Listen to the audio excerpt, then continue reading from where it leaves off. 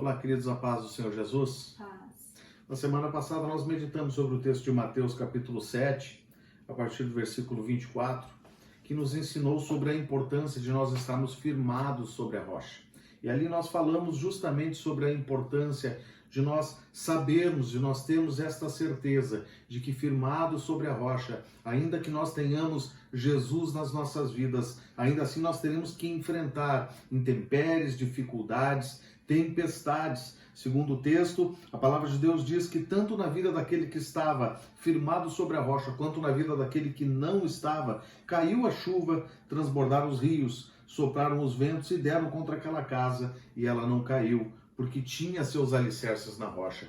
Portanto, ainda que nós estejamos firmados sobre a rocha, nós precisamos saber que nós vamos enfrentar dificuldades, situações contrárias, e a nossa postura, a nossa forma de reagirmos diante dessas dificuldades farão toda a diferença. Há um texto que está no livro de Marcos, no capítulo 4, a partir ali do versículo 37, que eu quero meditar com os irmãos, que nos fala justamente de um momento em que os discípulos estavam no barco, Jesus estava dentro do barco com os discípulos, mas aconteceu uma grande tempestade, e no versículo 37 diz que levantou-se um forte vendaval, e as ondas se lançavam sobre o barco, de forma que este foi se enchendo de água. Jesus estava na popa dormindo com a cabeça sobre um travesseiro. Os discípulos acordaram e clamaram: Mestre, não te importa que morramos? Ele se levantou, repreendeu o vento e disse ao mar: Aquieta-se, acalme-se. O vento se aquietou e fez-se completa bonança. Versículos 40 e 41, que eu acho que são fundamentais nesse texto, diz que Jesus então perguntou aos seus discípulos: por que vocês estão com tanto medo?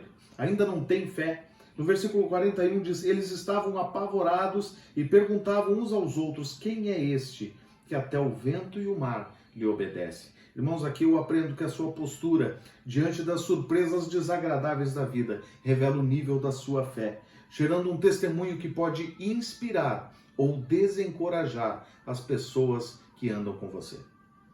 Bom, e se sabemos que nós vamos enfrentar grandes dificuldades, então que seja com o belo exemplo de Paulo e Silas ali em Atos 16, onde diz que eles estavam presos depois de serem açoitados e maltratados injustamente, e que perto da meia-noite eles começam a louvar a Deus através de canções e orar ao Senhor. E diante daquela situação, diz que os presos ouviram, e então um terremoto acontece.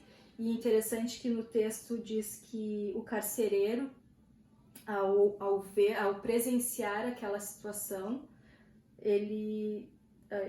Paulo e Silas pregam a palavra para ele, e não só ele aceita Jesus, mas toda a casa dele aceita Jesus.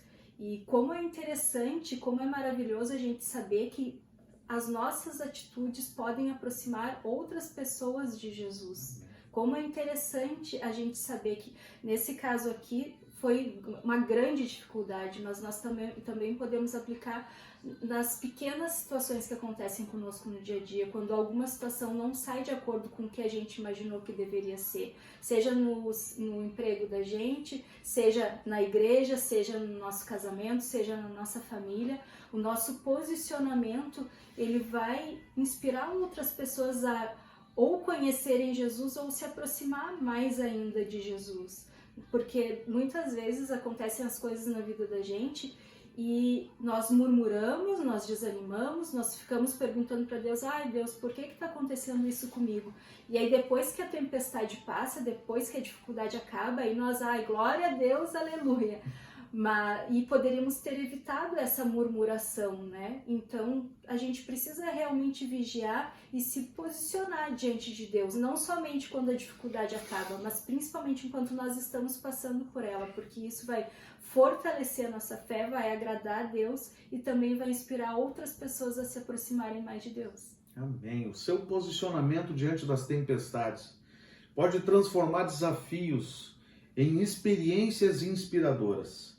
Para isso você precisa saber e ter viva a convicção, a certeza de que Jesus está presente. É Ele quem nos sustenta, é Ele quem traz bonança aos nossos corações. Qual é a sua postura? Qual tem sido a nossa postura como pais, como líderes da família, qual tem sido a nossa postura e que tipo de testemunho nós temos apresentado aos nossos filhos, ao nosso cônjuge, aos nossos familiares em geral. Qual tem sido a nossa postura? Nós temos de fato dado testemunho de uma fé sólida, de uma fé consistente, mesmo diante das adversidades? Que nós possamos ter esta convicção ao longo desta semana que está começando. Não importa o que venha acontecer, o Senhor Jesus está presente nas nossas vidas. E este fato de que o Senhor Jesus está presente nas nossas vidas tem que nos fortalecer de tal forma que nós venhamos a inspirar os outros, inspirar aqueles que estão atentos à nossa postura. Que Deus nos abençoe, que Deus nos dê graça e que Deus nos capacite. Amém.